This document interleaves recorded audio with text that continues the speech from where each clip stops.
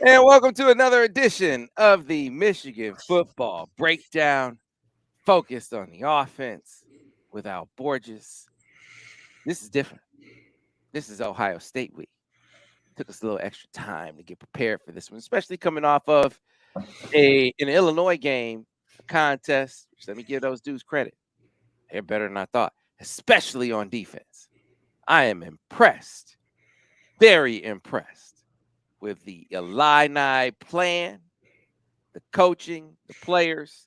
Now, we're going to break down Michigan. We're going to talk about what they did wrong, but it's important as we start getting into this breakdown to let you know that team probably the best defense Michigan is going to say. I think their defense is better than Ohio State's. That's right. I said it. I'll say it again. I think that defense is better than the one they're about to see. And yet, part of what happened to Michigan was about Michigan, about the things that they didn't do well and things that they're going to have to improve upon heading into this game against Ohio State. Joining me as he does every single week, the man himself. He wrote a book. He used to coach football, right? He's my guy, Al Borges. Al, how you doing? I'm doing great, Sam. How about you? Are you going to get me a little pipe and a hat so I look like an author? Well, everyone Vance he brought out a little brim. He had a hat because Devin has everyone in the hat mode. Oh no, but don't use Devin. Devin, he dresses like Nanook the Eskimo when it's 70 degrees in the room. I just don't take my lead from him. I'm sorry. So, Devin is trying to set trends.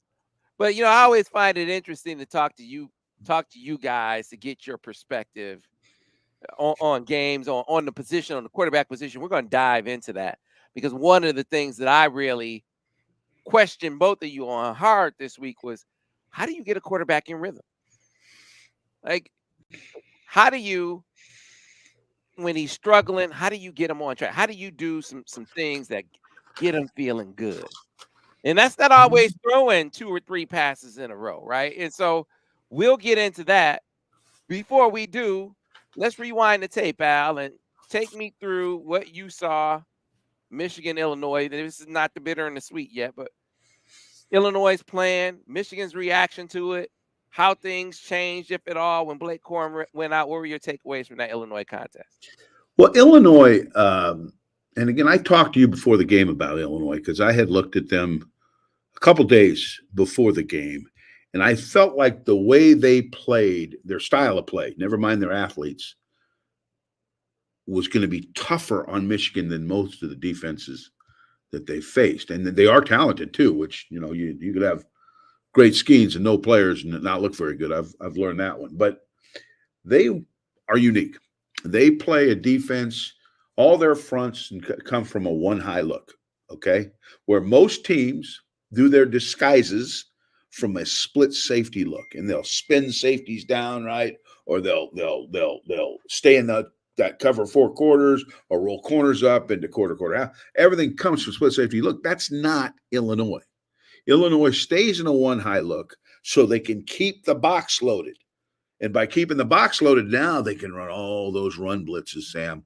I call them rifles, where they bring the strong outside linebacker and the safety outside the tight end and blow up those vertical seams when you're trying to run those duo plays, those gap plays, freeing up the Mike linebacker. And then when they want to go into cover two, which they will do, they will race the nickel back out of the underneath, take half the field, and sacrifice a little bit of positioning for some disguise. But the biggest thing about them is they want to stop that run, and they're going to put people up there. And Michigan was at times victimized by some well-timed blitz looks, some, like I said, the rifle blitzes and such. Everything they did, and not everything they did, but a lot of what they did rose hell with them. And when Blake went out of the game, a guy who can make that extra guy miss, it made a hell of a difference, particularly in the second half. They played man coverage, and they played sitting on cuts. They were going to make you take the ball over their head with either a deep ball or a double move, okay? So you got tight coverage on the back end. You got all kinds of pressures from the front with multiple numbers. If they're talented, that's tough. And if your quarterback's not feeling his oats, it could be a long night. So I think that was the thing that stood out to me the most. Okay. And JJ started the game. I think he hit maybe his first 4 or 5 passes, but Illinois started making that more difficult. They started really squeezing those routes more, and he got out of rhythm. He got in rhythm a little bit early, but he got out of rhythm, and then it became more and more of a struggle. They weren't running the ball as well, and as soon as you can't run the ball, what happens, Sam? You get bad down in distances. They start blitzing your ass, okay? Or even if they're not blitzing you, they're it's 3rd and 10, and those guys on the outside are coming with their ears pinned back and not worried about runs, and like, it's a lot tougher on the quarterback. So I think that was a big part of it. Now, Michigan, I'm not making this picture too ugly because Michigan did some good stuff. They had a couple of nice run variations with their counter bluff, their lead power. There was some cool stuff in there they did, and they hit some runs. Hell, Corum had 100 yards in the first half, Sam. It was like they shut him down now. But now what happens when he's not in there anymore? That's what has to be addressed. How are we going to get one or more players to make up for what could be the loss of our best player? So the obvious answer is JJ McCarthy. Yeah. JJ McCarthy, been watching the dude, 5 years now? Ball player. And while he struggled in this game, he tell you he missed throws. He wouldn't talk about the drops, right? He wouldn't talk about, man, we didn't throw any shots to kind of loosen up the defense. He will focus on the fact that he just missed balls, which brings me, and some of them were, as Devin would call them, layups, right? And that's what brought me to the question that I asked you before, because I feel like in this game, if Blake and Donovan aren't themselves, right? To your point, how do you compensate for that? I think JJ has that ability, that ball player ability. Think about how much he struggled in that game, yet in crunch time, in the clutch, he made key throws. He made big plays, right? And so for me, I wonder what they think of JJ. And here's why I asked that question, Alan. You kind of, jump in and talk about rhythm for a quarterback. To me, you either think he's a game manager, just don't mess it up. Make a key throw when we need it, but limit the opportunity for you to mess it up for the run game. Or he's just that guy. He's established himself as that big time quarterback that, hey, if all else fails, we know we can go to you to save the day. Now, he was able to do that against Illinois, but is he to that point where, you can call on him game in and game out in the fourth quarter and say, save us, if he hasn't been in the lather the 3 quarters before? I don't know that he's there yet, which is why I ask you, Al, how do you get a quarterback in the rhythm? That's a general question. Specifically, how do you think you get JJ in the rhythm? So those are 2 questions, and you as a quarterback coach and as an OC, I'm curious what your answers are. Well, in this next game, I think it's a lot easier to do that than it was in this last game. Now, let me explain why. Illinois was not giving, other than the first drive, and we watched that. Remember, we watched that. They tried to get him in rhythm, and he did a pretty good job with it. But after a while, they were making the short, high percentage throws difficult. So now he was going to have to get in rhythm by hitting some balls down the field, and that ain't easy to do for any quarterback with any consistency, okay? But in this next game, they're much more of a zone team. There are some holes in their coverages. There are some things in the Michigan offense that can take advantage of that. And I think one way to do what you're talking about is if you script 17 plays, 15, 17 plays, half of them are pass plays, and 3/4 of those are high percentage throws. Now, what do I mean by that? Quick play passes where the ball's out quick, right? Stick routes to the tight end, slants, things like that. Hank routes, curl flats type deal. They're good against these guys. An occasional RPO, which again comes out fast, serves as a play action pass if in fact the defense gives that to you. If not, hell, let's run the ball into a light box. Right, Sam? Mm-hmm. So those types of things. But with that, there still has to be a portion of those plays where you're going to take that damn thing down the field. So if you script 8 passes, 9 passes, maybe 2 of them are shots, whether they're over people's head or some type of layered cut that gets a big chunk of yardage. That's always been my philosophy, no matter who you were playing uh, in uh, in opening plays. But a team like uh, Illinois, I would tell the quarterback they're not going to give us that short stuff, so we don't have to hit 70% of our passes. But the bombs we throw, got to land.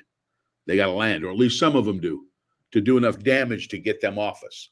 But that said, I don't know how much of that you're going to get from Ohio State. I think the stage is such where there's some opportunities to get him in rhythm. Yeah, Ohio State is they're different. Now, they'll they'll dare you to be methodical. Right now, I don't know if they will do that to Michigan as much as they do to other, because Michigan has shown they're willing to be methodical, right? And they'll just run it down your throats. So maybe we see Ohio State kind of take a little bit different posture, try to put the ball, try to put more of the pressure on JJ to make some plays down the field, because he showed early in this game. Okay, you give him some high percentage throws, right? Soft coverage. Okay, boom. He was feeling. Then he got out of rhythm, Al, and get back to it. Devin said, "Oh, he missed the layup here. There was a point. There was a return.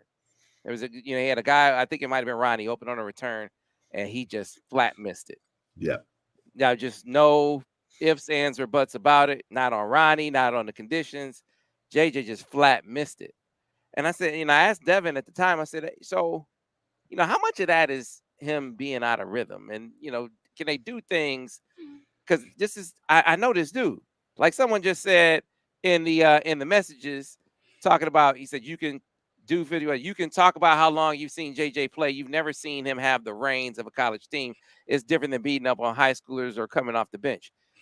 When there is a pass 7 yards away and you don't have pressure and you miss it, I don't care. That has nothing to do with being a college opponent, high school opponent. He missed a pass that he can make in his sleep, Al. And so that's why I was asking the question about rhythm and achieving it, and he's out of it. I'm curious, when you watch him and you see some of the misses that he wasn't even making earlier in the season. What do you see? Is there a thread? Is there a common theme to why you've seen things kind of fluctuate, kind of go up and down here, that can maybe be addressed in, I don't know, even a minor way heading into the final game? Well, I think everything to me, Sam, starts off with fundamentals. And if you think that the kid is not throwing the ball like he's capable of, and I think most people would agree that at this point, JJ has demonstrated he can do these things. You know what I'm saying? Uh, so my point is, go back to fundamentals. Mm-hmm. You with me? Yeah. Why don't we have you go out of the room, Al, and then come back in? You kind of froze up there a little bit. So go out, come back in. We'll see if we can kind of catch you back up.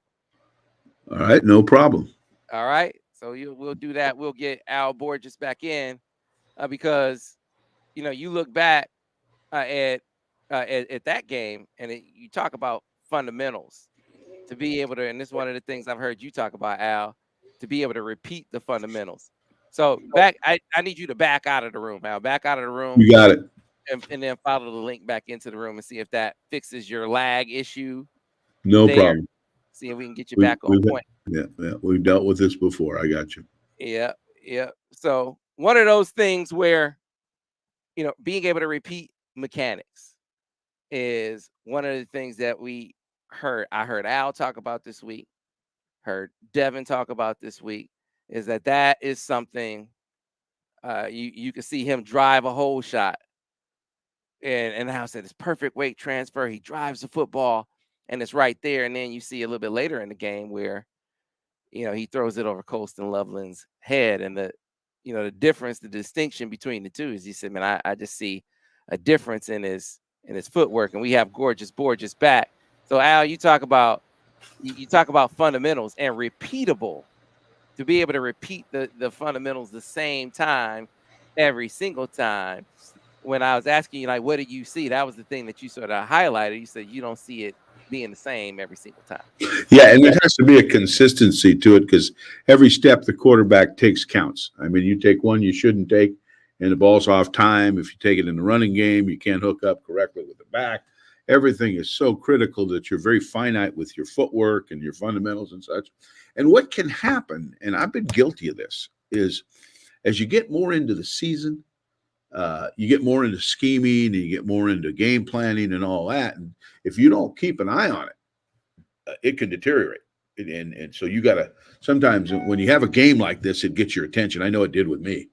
Is hey man, I'm so interested in teaching them how to read a high low or a middle flood or something that I'm not seeing to it. The ball's coming out on time based on footwork. So I would go back and really grade myself hard. Say, hey, I gotta go back to the foundation of the position. Because in this game, JJ threw some balls off balance, didn't get his hips set to the throw, was late on a couple of balls. And the ball that went through Andrew Anthony's hands, he was lucky that ball wasn't intercepted because the safety played it very poorly.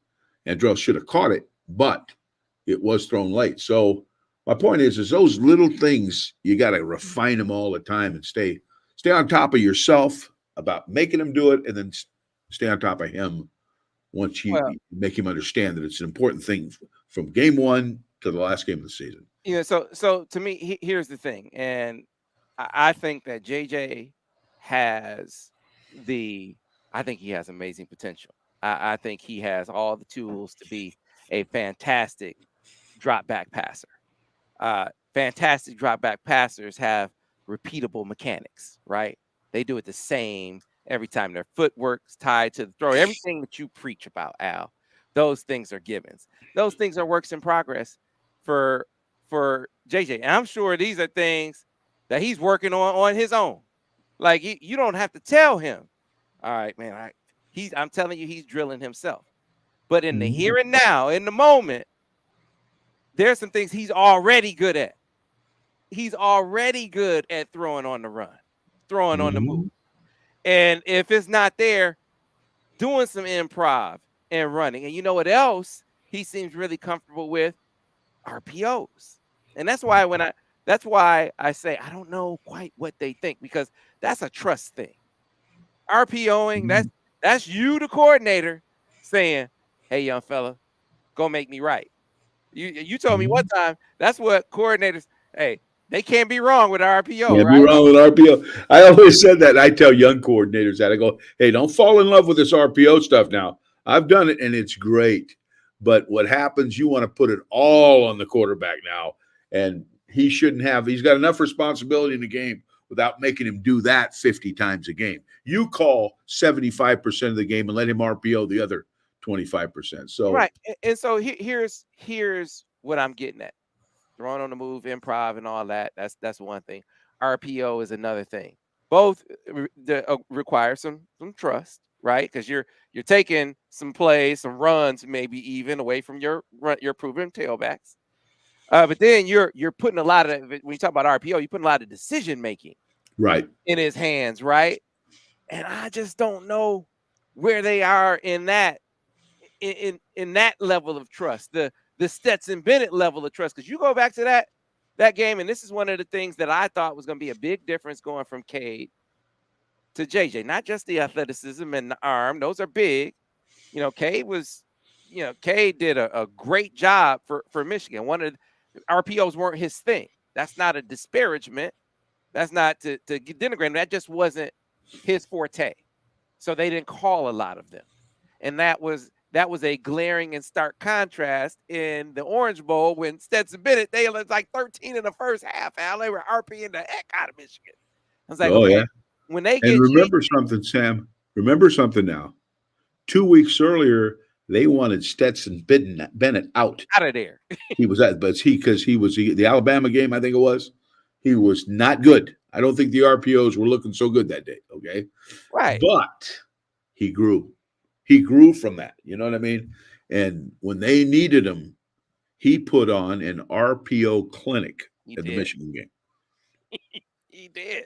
Hey, you facing loaded boxes and your run game isn't loaded boxes don't matter as much. I mean, they matter, but not nearly as much when you got Blake Corum and Donovan Edwards.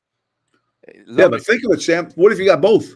What if you can RPO? And I don't mean, again, I'm use them, don't abuse them guy in RPOs, but you got a way to attack a bloated box with an RPO / play action, and you got a back that can beat the extra defender. Put those two together, okay? You got an offense now. You do, but again, that's that trust thing. I mean, if Sure. I know I hand it to this guy, he doesn't fumble. He's gonna make 2, 3, 4 guys miss. He might break it and go to distance. I'll play a safe route, Yeah. coach.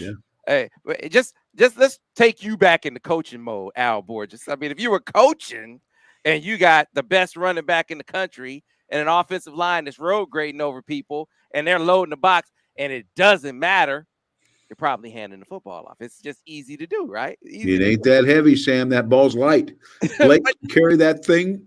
He could carry it for miles, and it wouldn't bug him a bit. See, but now you might not have that. And so that's why I said, what do they think of Jay? I think it's not like you're going to go out and throw it 50 times or call, 60% of your plays are RPOs. But I wonder if they mix it in just more than once. They was one as much as Illinois loaded the box and they RPO'd them one time Mm-hmm. in the game. And I wonder if you can afford to do that if you're without a Blake Corum or, he's very limited. And same thing with Donovan Edwards. Can you afford to do that in this game? Or do you have to put more on the young fella's shoulders and say, hey, let's go see you be a ball player, young fella. Let's see what you can do. You might have to, whether it's RPOs or it's maybe 5 to 6 more passes, 5 to 7 more passes, maybe 10 more passes. Okay, I wouldn't want to put 40 plus on him and expect to win the game because your odds are not good. Not that you can't, but it's not. It's not. Percentages tell you when you throw that many balls, particularly with a guy that hasn't done that, some bad things are going to happen eventually. But he may have to up the ante a little bit, and RPOs may be part of that. I don't know, but or more play action passes, but something that puts the ball in number 9's hands and doesn't depend on the guy that you're handed it to be Superman, which to this point in the season kind of has been. Yeah, and don't get me wrong. I don't want to make RPO sound like a panacea. It I'm is just no, because they are not a panacea, but they are great equipment for your offense to deal with heavy boxes. and especially for this guy, at a in a moment where he might be struggling some, like you said, balances the equation in the box, gets the ball out quick. He's shown the ability to read them, Mm-hmm. right? I don't know, especially in the absence of a lot of alternatives. Because you look at this game against Illinois. I was talking about the first down play calling. You said, "Well, Sam, I mean, hell, I'm calling plays. I'm thinking about I got my quarterback is missing throws. My receivers are dropping balls or not getting open. I might just hand it off. Here's the problem, Al. You compound the issue at that point when it's -1, 1, 1, 1, 2, 3, pop one for 7, but 1, 1. Now it's second and long. Now that issue that you had is worse, right? Sam, So What I tell you the call sheet looks like? Looks like a blur. You look at it and you go, man, there ain't anything on there I like right now. It's so funny with play call. In certain games, you could shut your eyes and point to the play and it works. And then there's games where, like the last one, where they're in the play on that damn sheet looks worth a damn. But that's when you're challenged most as a play caller. And sometimes it comes down to what you saw the other night is getting it done in the end and maybe depending on the defense a lot more than you wanted to. mhm. But it got done. It got done with a lot of ugly football. It got done. And that is the sign. I want to make this clear to the Michigan fans. That's the sign of a great team. You are not going to play 14 or 15 football games and wipe your opponent off the map every week. somebody is going to raise hell with you, and it's probably going to be more than one team. You're going to have a 19-17 game. You're going to have a 21-14 game or whatever. It's going to be a battle. And can those teams still win the game somehow? And sometimes what it comes down to is a matter of willing the victory, just wanting to win the game more by making a play in a clutch, coach making a clutch call, whatever, to get that thing done when it ain't looking as pretty as you'd like it to look. But do not expect your football team to blow everybody off the map every week, because it's not happening. I had a 13-0 team at Auburn, and we blew a lot of people up, but we had a couple tough ones too. Yeah. All right. So, Al, I want to get to the bitter and the sweet and the grades before we switch gears. We get to Ohio State. You're a scout on them, and get to the questions, folks. If you have questions for Al Borges, you can start putting them in the comments now. Whether you're on YouTube, Twitter, or Facebook, put them in the comments. We'll start getting to some of those questions a little bit down the line. And after Al gets done with the grades, I'm going to tell you about a special opportunity, special new offering here in Ann Arbor, courtesy of Jim Harbaugh. You don't want to miss that. That's called a tease. Going to tell you about that in a few minutes, so stay tuned. But Al, let's get to your bitter and your sweet.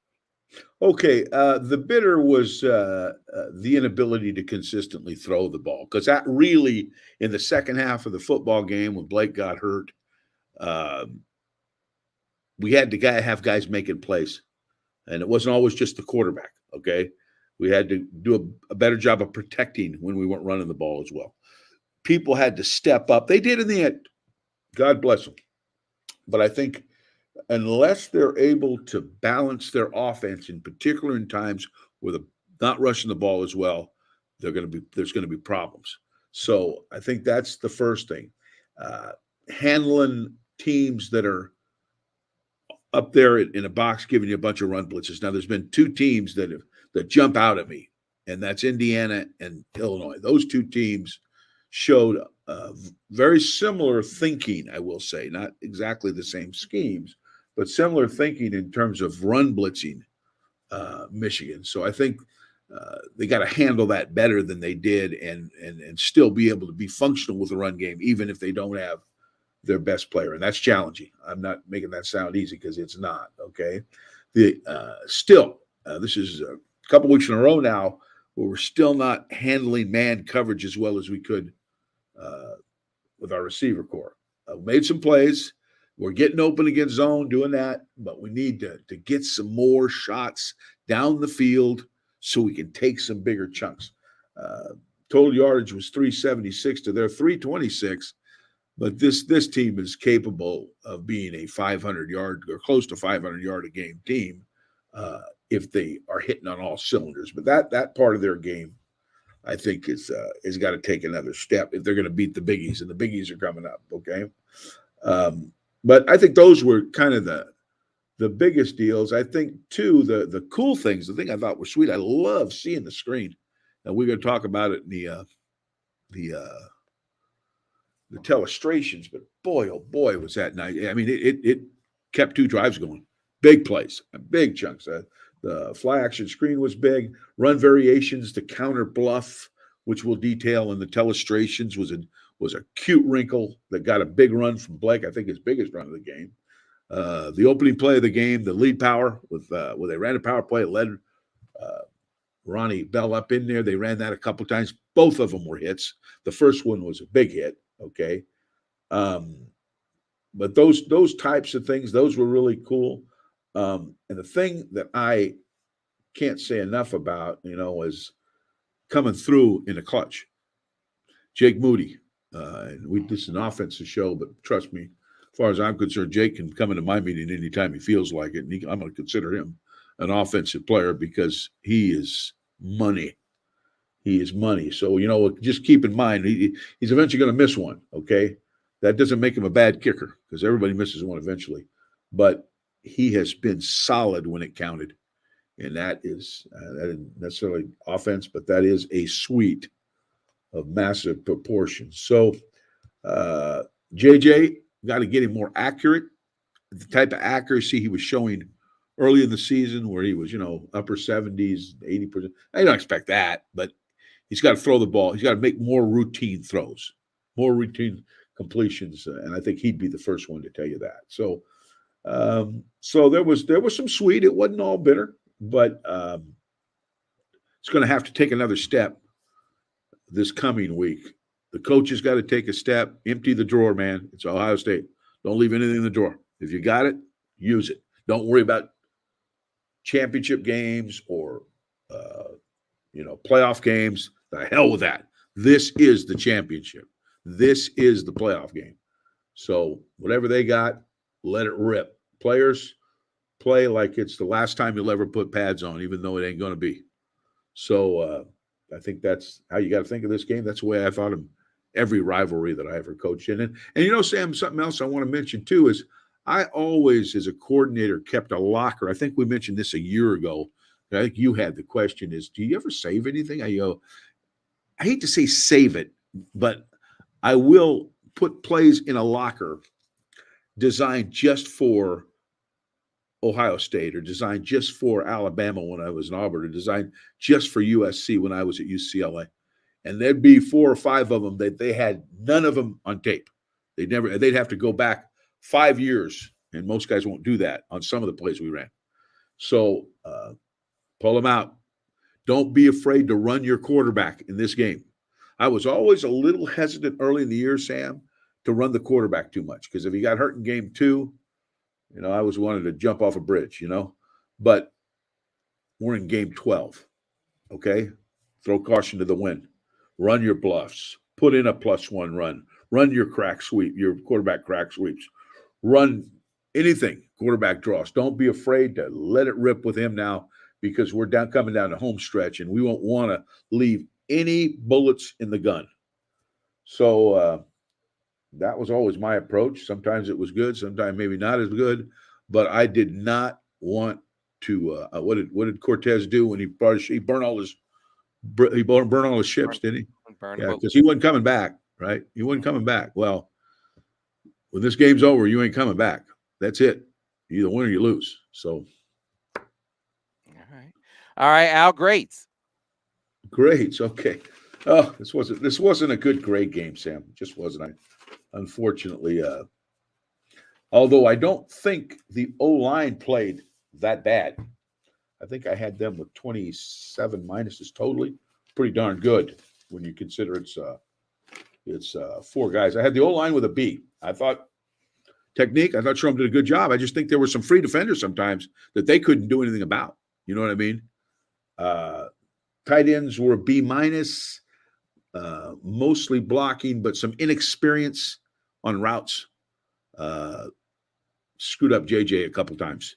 The guys that had not been doing much of it were in there, and that screwed up. I gave the wide receivers a C.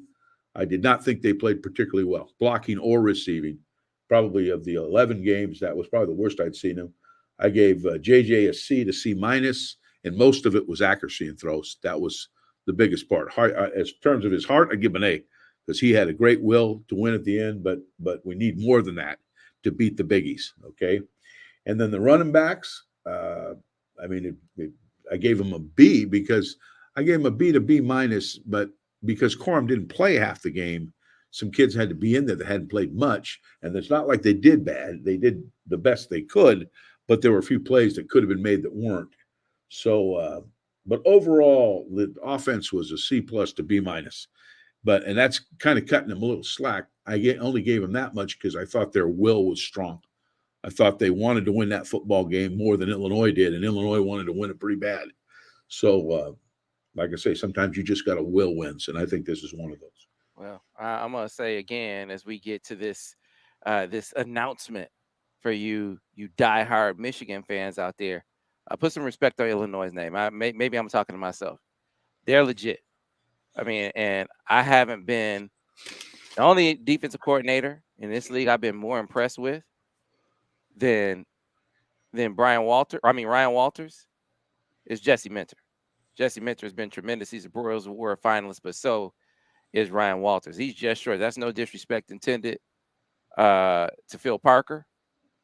But their plan was good and they have some ball players. And so that needs to be stated. And yet Michigan left a lot of meat on that bone, and they're going to have to take more of it off against the Buckeyes. All right, which we'll start talking about here shortly. But I teased an announcement for you guys. So digital collectibles, people. There's one thing that connects, generations, soundtracks to our lives, right? The sounds we know, the voices we trust. They come from everywhere we've been, everywhere we'll go. It could be sports, it could be music, it could be history. Well, a new marketplace platform called Distinct has teamed with Jim Harbaugh. Teamed with Jim Harbaugh for a special digital collectible focused on Ann Arbor, right? And Distinct, trusted home, is the first audio digital collectible company, the first collectible marketplace focused solely on audio content. If you don't know what an audio digital collectible is, it's unique content created exclusively for Distinct that you can purchase. Audio digital collectibles on Distinct will feature voices like Jim Harbaugh's that you know and trust. And so now they have the Ann Arbor digital collectible featuring Jim Harbaugh. It's the first audio digital collectible available as part of their College Town collection. It invokes the sights and sounds of the town. It resonates with everyone who spent time here, just like Jim. And as always, with Distinct digital collectibles, all owners of Ann Arbor will be privy to specially themed events, right? I'm going to tell you about some of those, but here's a little sample for your head guys getting ready for the Ohio State game. Hope he has a fantastic game plan ready. But here's a little message from old Jim Harbaugh himself about his favorite time. If you know, you know. Ann Arbor, Michigan, the 734. There's just nothing like it. From the moment you side saddle the river to you first step on the diag, you realize it's more than a destination. It's more than an institution. And it's even more than Saturdays in the fall, although those are pretty special. Yes, sir. Distinct. So I love it. Look, there are only 1,000 of these digital collectibles available. You can go to distinct.so, and purchase yours. Start getting your Jim Harbaugh audio digital collectible, and there will be special opportunities coming along with that. They're going to be giving away some specialty gifts to collectible owners, and there will be special events. What if there was, I don't know, a Q&A with a certain member of the Michigan staff that was geared to people who own the collectibles? What if there was a film study that if you were a collectible owner, that maybe we had a chalk talk session with a certain member of a certain football staff? These are all opportunities that could be at your disposal if you go over and check out Distinct, right? Distinct.so. Be sure to get on over there and check it out. Get your digital collectible now. $100 gets you in, and only 1,000 of them available. So get them while you can. All right, Al, tell us about the Buckeyes, my man. Okay, the Buckeyes, they're a little different than Illinois. This is just from a configuration standpoint on the back end. They start with two high looks, like so many do. Okay. They play some man-to-man, but they are not primarily a man-to-man defense. Their starting point for defense is to play zone, to move their front some. They will show you what I call scrape blitzes, where they'll knife the end inside, bring the nickel off the edge, and scrape the linebacker. They'll spin safeties into the box, play one high with cover three. They'll pinch their front some. Occasionally, they'll jump into an odd look, particularly when Sawyer, number 33, is in the game. You'll see more of that with him than you will the other guys. They will play conventional cover two, the conventional two-deep zone with some robber twos where they can sit a guy in the middle to protect those two safeties. But, they play – their defense to me it's not real complicated. There's enough variation to it to where you just don't know, here it comes. But it doesn't structurally, I'm not talking about the players, because that's a whole different thing, and that's the most important thing, I might add, does not structurally create a lot of problems for what Michigan wants to do. Where I thought Illinois did, I don't know that Ohio State does. Now, I think the next question a lot of people like to ask is, well, why wouldn't they just do what Illinois did? Well, that's just not their culture.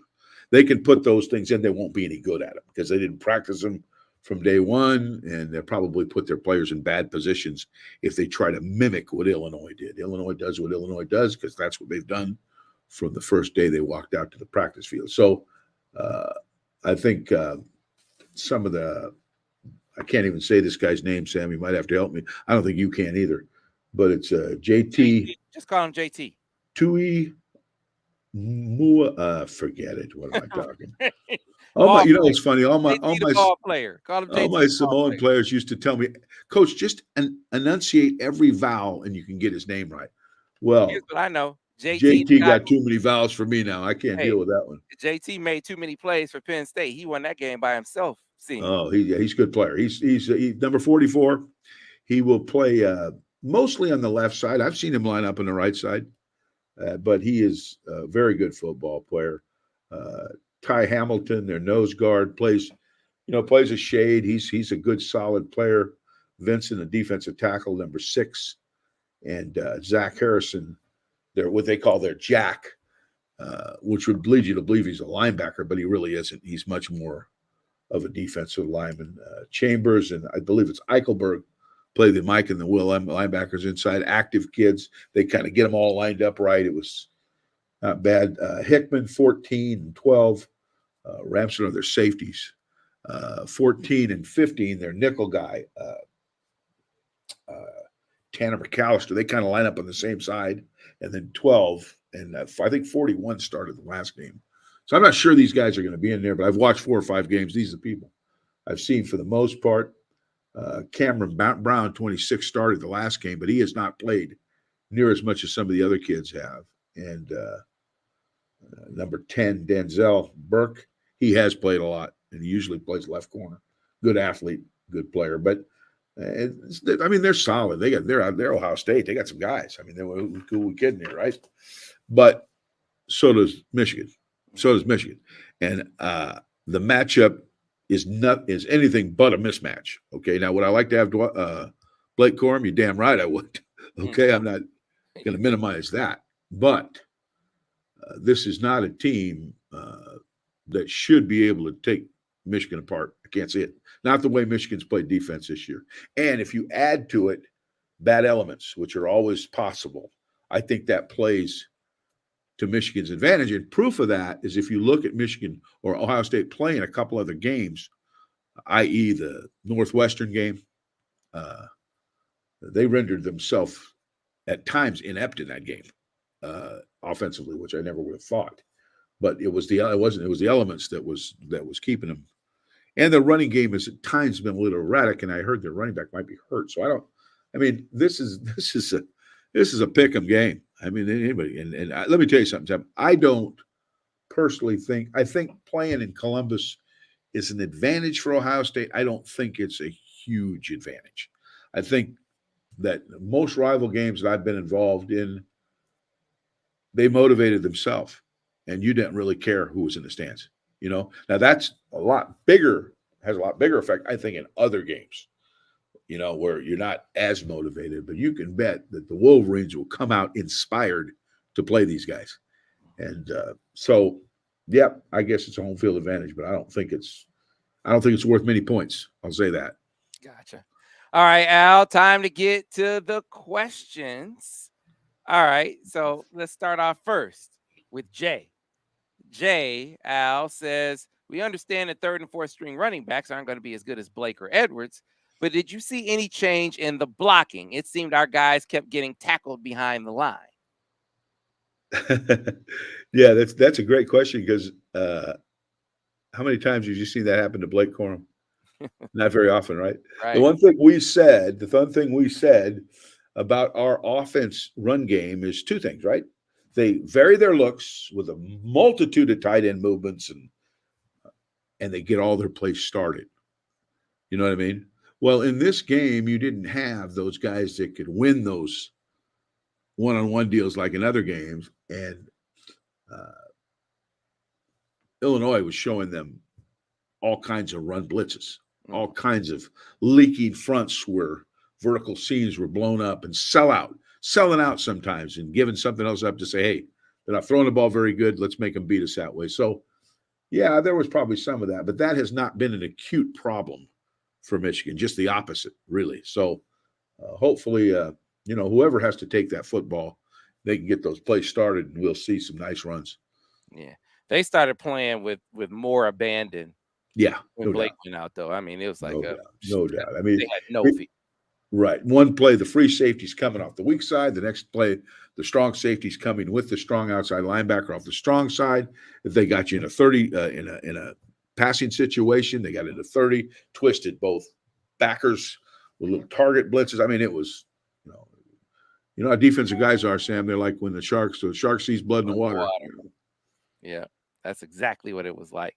Let's go back and to the questions. Edwin Johnson, the fourth, says, former Ohio State coach on another channel broke down film and says Michigan can't block a bear front and that OSU will run a ton of bear front against Michigan. All right, so Al, what's a bear front? And do you agree that Michigan can't block a bear front?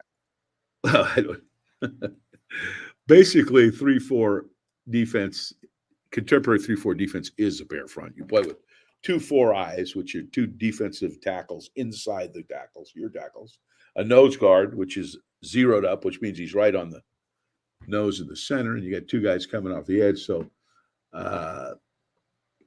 first of all, that's a bear front. Okay, they're going to load up. It's another way to cover every single guy. Okay, and play with a loaded box, right?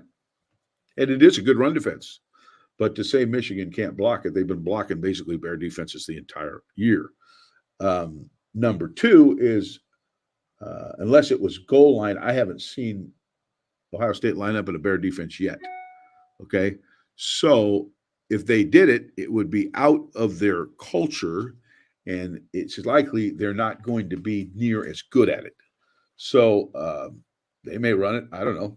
But I don't think that is going to make a difference or trick Michigan in any way, because I think they'll handle that just fine. All right. JR says Roman Wilson was the deep threat last year. Why does it seem we're forcing it to Andrell over Roman? Is Roman not getting separation? This is an interesting, especially last week, Al. And I want you to tell me if my thinking is right, because I want to say it was maybe the Rutgers game or the Michigan State game. You said that this is a great matchup game for Roman. You remember you said that? It never really materialized. And it feels like role definition for the receivers isn't a thing. They all run, all the routes. Whereas it does seem, at least to me, that Roman Wilson is their best deep threat, right? And often might be their best matchup, considering he's going to draw nickel, he's going to draw safety, he's getting their third or fourth best cover guy, lesser coverage guys, right? And so, but it doesn't seem like they have positioned, they have put him in that role. Like, hey, we're going to make sure we take some deep shots to Roman, and I wonder if that might be part of what can help them evolve even this late in the season as a passing game, is to maybe do a little more of that role definition. I mean, especially considering the lack of success they've had going other places. Why not give Roman a few more? Yeah, I'd sure like to see it. I love the kid. I think the kid's really a good player. What happened a little bit with Roman is he got hurt a few weeks back. Then he got sick too. Yeah. He got sick, and since that time, he has not been featured as much. I'm not sure it's him. I don't know. I'm not sure. I don't know the dynamic. Okay. And there's always backstories that you and I don't know about. Right. But I know with the ball in his hands, he's dangerous now. He has the ability to separate on routes and the ability to run after catch once the ball's in his hands. So he's always a guy in my mind that could have a big game anytime. And why not now? I'm totally on board with the gentleman that asked the question. I'd like to see Roman get about 5 to 7 touches in this game if it can be done. This is a tough question. XXB, I'm sorry, I don't know your name. He said, do you think the co-coordinators will help or hurt us if we fall behind fast versus Ohio State? They haven't really given the breakdown of who does what. I can tell you in the past, Jim he's had a third down, a red zone guy. He's had a between the 20s, first and second down between the 20s guy. There are times where he had, more than two coordinators, where maybe it was a run game, a pass game, goal line, red zone. This I would venture a guess. You could call it a gut feeling that you have third down, red zone, and then you have between the 20s, first and second down. If I had to guess, I'd say Sharon between the 20s, first, second down, Weiss third down, red zone. Now that I can't give you that as the official. I can't say that's official. I'm just looking at how things were in the past, and kind of seeing what the expertise is, especially Weiss being a numbers guy, an analytics guy. It just makes sense that would be the breakdown. And so, Al, I don't know if you've ever been a part of a play caller dynamic, so I really don't know how you can, if you can speak to how it meshes, especially when you're behind. Well, I don't. I never been in. I think I told you this before. I called over 30,000 football plays in my career, but I called them all, and some of them weren't very good, and some of them were pretty good. But I never had another guy doing it, so I don't really know how that works. But I do know this: they're not going to change it Right. based on this game. Whatever they've been doing that has taken them to 11-0, they're going to continue to do, and they should. The play calling to me is, I don't want to make it minimize it because I think it's important, but I think what's more important is that the players are taught the schemes, the fundamentals, the blocking, the tackling, everything that goes into winning football games. Yes, the coach's job to get them in position to do so, but that can be a little overrated sometimes. But I do believe that whatever they've been doing, that's what you're going to get. All right. Get back to the questions. Tyler W says, big picture question. Did JJ and K competing and splitting reps all offseason impact the connection with the receivers this season? Al, what do you think about that? No, I don't think now. No, he's worked with them enough now where I don't think that's an issue. Now, that could be early on. Yeah, that could be where, he's always throwing the ball to the two receivers or whatever, and it takes some acclimating. But he's played with them now enough. I see that as a non-issue now. He's thrown enough square outs. He's thrown enough slants. He's thrown enough shallows. He's thrown enough. Now, they're not always perfect looking in the game, but I don't believe that is the issue. And I could see why that question was asked, because I think there were a couple of more miscommunications in this game between receiver and quarterback than there's been in others. Okay. But they just got to work those things out. But I think timing and such, I don't think it's an issue. He's been playing long. He's been playing for a while now. Mm-hmm. All right. Shadyville 03. Ohio State has a really good pass rush. Should we focus on making quick, short passes, especially on early downs? Make sure third down is always manageable. What to say you, Al Borges? Short, quick rhythm throws and a good hard downhill running game. What they've been doing, absolutely. And then occasionally, Sam, every fourth or fifth first down pass, take one out and let it rip, right? You got to do that because you can't depend on consistently moving the ball down the field incrementally every single time with a bunch of short passes. Although I love short passes. It's always been a big part of my thinking, but there has to be some bites, some chunks. You know what I mean? So yes, but not all the time. And if they can maintain the type of running they've been able to do, or rushing they've been able to do, they'll be fine. All right. Shadyville is back. I sort of touched on this earlier. What needs to be done to get JJ in a rhythm early? Yeah, high percentage throws. Just what we were talking about. Quick rhythm, high percentage throws, some pitch and catch throws, Hank routes are curl, flat type deals, stick routes, slants, sit, swings, lookies, all that stuff. He can get out of his hands quick. They play zone a ton, so it's kind of built for it. You got good scenarios to throw it into. Do it early, do it often, get him confident, and he won't be missing any more return routes or throwing dig routes over the guy's head. Because once a kid like him starts feeling his oats and hits a few, I think that Ohio State will be in trouble if they can get him confident and get him off. That's why I said, what is he like? I know he likes to throw on the move, man. Yeah, naked boots. That's been a good thing. Now, it wasn't as good last game, but it's been pretty good. But pocket movement passes, nakeds, follow. They've done a couple things where they've come in behind the fake and followed the fake. They come, but mostly the stuff that they've done has been fake one direction, go the other, whether it be a waggle, whether it be a naked or whatever. And he's good at that stuff. Yeah, well, there are things that we see that, it's not like everything we said has been so abstract. They don't do it. Like we talked about play passes. They came out and they play pass more in the first half of this game. I mean, I think it's like 5 or 6 play passes. Now they just weren't shots. They were, they were more, intermediate throws as opposed to downfield throws. I wonder if they'll add the downfield element. If for no other reason. I mean, you want to hit the play, but you also, even when they're incomplete, they achieve an objective of making them respect that you will try to throw it over their heads. Illinois never had that respect, right? And so no, they did not. And that was a huge part of the issue, right? They never felt like they had to come out of their loaded boxes or come out of their man-to-man coverage. Yeah. So, and then RPO. I mean, we talked about it again. I mentioned that as part of the menu of what he's comfortable with and what could be part of getting him in the rhythm. So, we'll see. I'm no play caller like my esteemed colleague over here. Now that he's not coaching anymore, I could call you a colleague, Al, because you're a media guy now. You're a media I really guy. appreciate that. I feel so special.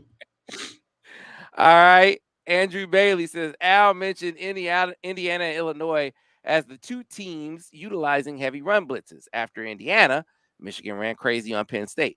Could it be a case of the team needing a reminder before a big performance? Sure. Absolutely. And again, the style of defenses, without getting into all the intricacies, and we talked about a little bit on the telestration side, but the style of defense that Ohio State plays is not like Illinois, and it just caters more to the way Michigan plays. Now, will they change some things? They might, but I don't think you're going to get them reinventing the wheel defensively. They have played well enough to think that they're pretty good. So, but having a game like this last game can be a bit of a wake-up call, if that's what the question was. I kind of think it was. And I think you're going to get pretty darn good performance up front, particularly. All right. Winding down on the questions. I mean, I could go with these all night, but we only have so much time. All right. JR asks, it seems 20 yards and less, JJ is highly accurate. Can we win if we limit our pass game to within 20 yards? No, that's just what I'm saying. You can't. No, you can't win. But you can throw a lot of passes inside of 20 yards, but you can't throw them all inside of 20 yards because there's a point you got to stretch a defense. You can't play that way. And you got to pick and choose. You got to time out the right calls. You got to get the right matchups, hope for the right coverage, and put the kids in the most advantageous position to take a big bite out of the team's ass. But no, you can't win the game just trying to throw the ball into 20 yards. All right. Next one.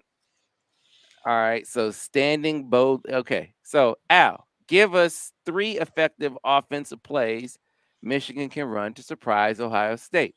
Asking you to go in the trick bag there, Al. Oh, I mean, I could give them 33 plays, but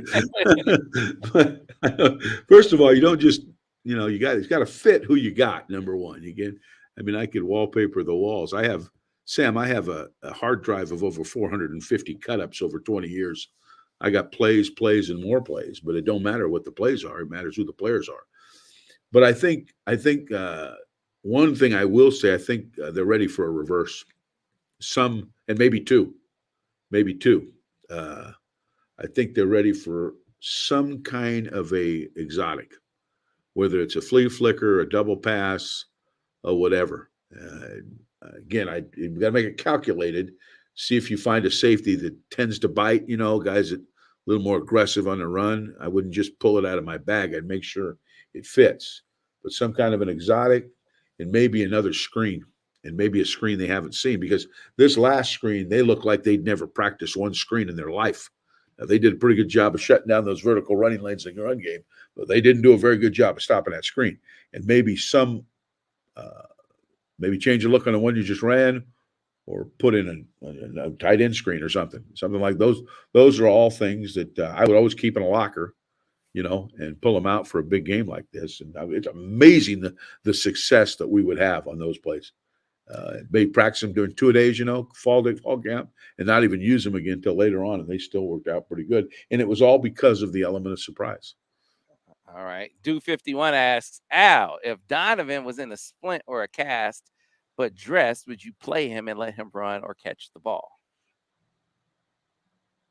Well, I don't know. Where's the splint? Is it on his arm? Is it on his leg? I mean, I don't know. But if Donovan could play 80%, I'd find a role. Yeah, I'd get him in there. He brings too much to the table in my mind. I mean, you got to do something with him. When he's in there, that's a whole different dimension that comes out of the backfield. A whole different dimension that you don't see unless he's in the game. Have you noticed that?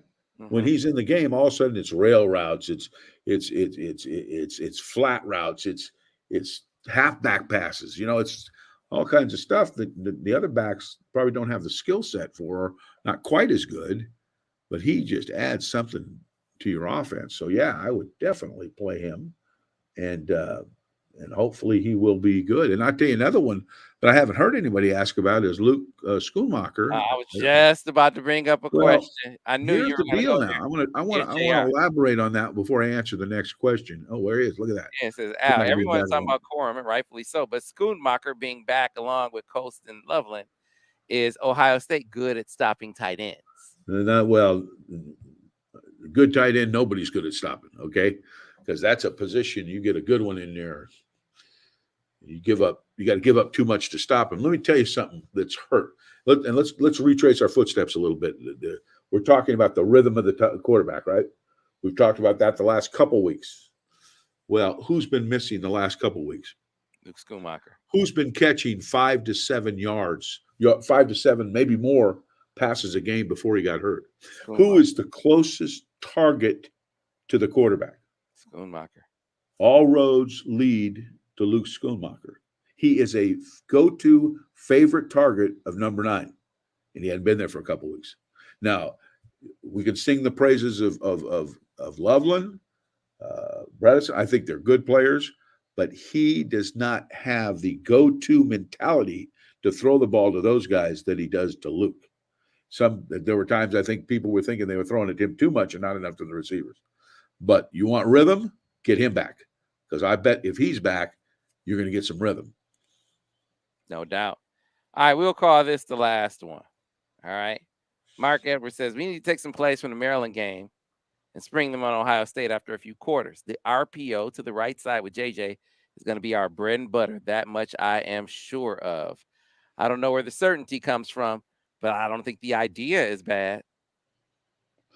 Mark, draw that sucker up, send it to me, let me look at it, and I want you to block every single front against every single coverage and tell me what the quarterback's reads are, what his alternatives are, and if he may have to audible. I'll put that sucker in if you do that. I promise you I'll get that play. He just said, I'm kidding. I think I do think RPO's got to be part of it now. You just got to decide how much, but they haven't done them a lot. And to think that, you're going to run 10 in this game, I'm just having a little trouble envisioning that. But do I think he can run them? You bet I think he can run them. And again, I'm going to say this, Sam, I think they got to run him some in this game. I think they got to run him some. And not just on option runs where he's, pulling zone reads and all that, I think you got to let him be a ball player. Yeah, absolutely. I hear you and Devin talking about his mechanic. And I'm not arguing with you guys as the experts at all. He knows. I mean, no one is a harsher critic of JJ than JJ. Like, he's all over. I need to work on this. I need to work on that. So he knows that. But he's a ball player, Al. And sometimes, man, it may not be picture perfect. It may not look like it's supposed to look.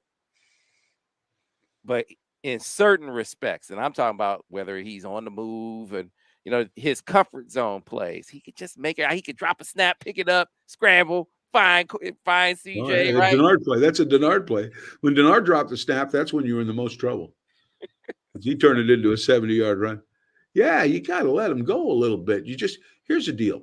And I use the Steve Young equation because he reminds me a little bit of Steve Young, although he's taller. He probably got a little more arm than Steve Young. But Steve Young came to the San Francisco 49ers in the 90s and wanted to run all the time. He wanted to take off. He could run now. He was fast. And he would use his legs before he'd use his arm. And Steve has something he wrote in an article that I read. When he became a great quarterback is when he learned that you pass for yards, you pass for miles, you run for yards, and you pass for miles. So I think if JJ just keeps that in mind, he can do all the stuff he ever wants to. He won't be a robot. He'll be a guy that'll raise hell with the defense when doing stuff that you don't draw on the board. But he's got to give what you draw on the board a chance every time. Yeah, no doubt. Al, I know you don't typically do this, but can you pick this game, or you're backing out of that? You don't want to pick this game. No. Well, wait a minute. If you think I'm going to pick against Michigan, you crazy. I don't care if they lose the whole starting line. But look, because this is in Vegas, so I can be nebulous if I want. If they got Blake Corum and the weather isn't perfect,